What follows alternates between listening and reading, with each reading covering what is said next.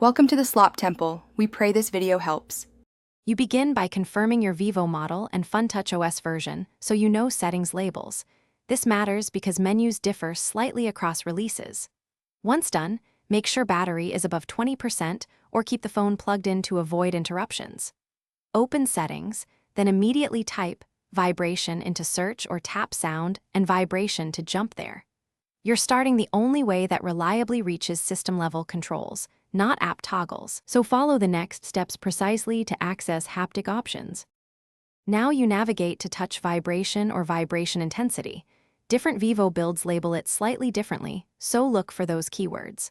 Once there, toggle off haptics for lock screen, dial pad, keyboard, and general touch feedback one by one.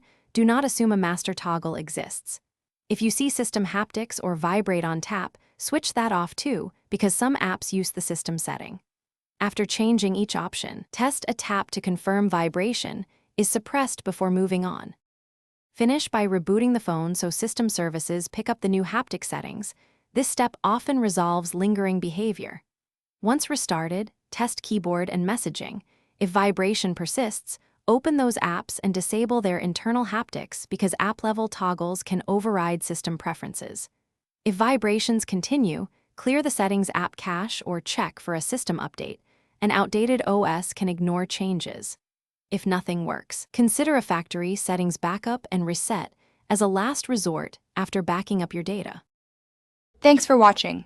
Consider subscribing if we helped you.